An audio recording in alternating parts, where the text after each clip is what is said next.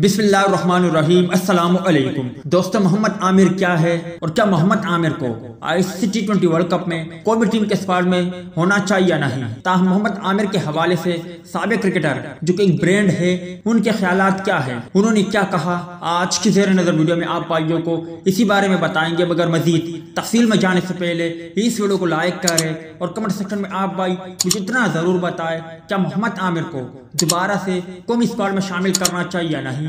इस हवाले से कमेंट सेक्शन आपके कमेंट्स का मुंतजर रहेगा। दोस्तों, शिनवान का कहना था कि हमारे पास बेहतरीन खिलाड़ी मौजूद है। एक सवाल का जवाब देते हुए उन्होंने मोहम्मद आमिर की तारीफों के पुल बांध दिए। उनका कहना था कि मोहम्मद आमिर दुनिया के बेहतरीन बाउलर है, इसलिए वो कभी भी कुछ भी कर सकता है और मोहम्मद आमिर को यकीनी तौर पर कौमी स्क्वाड में होना चाहिए। जबकि वसीम अकरम ने भी हैरानगी का इजहार करते हुए कहना था कि अभी कुछ महीनों बाद आईसीसी T20 वर्ल्ड कप खेला जाना है और मोहम्मद आमिर टीम से बाहर है। जबकि मेरी पहली तरजीह ये होगी कि मोहम्मद आमिर को मैं कौमी T20 स्क्वाड में शामिल करूं। और अगर केविन पीटरसन की बात करें तो वो भी मोहम्मद आमिर पर फिदा है और मोहम्मद आमिर के लिए खुलकर मैदान में आए हैं। उन्होंने मिसबाहुल हक, बाबर आजम और वकार यूनुस की आंखें खोल दी, जिनका कहना था कि मोहम्मद आमिर अगर रद्दम में होते हैं या फिर मोहम्मद आमिर का जब दिन होता है तो वो दुनिया के सबसे खतरनाक बाउलर है। मैंने जब भी मोहम्मद आमिर को बॉलिंग करते देखा, उन्होंने मुझे बेहद मुतासिर किया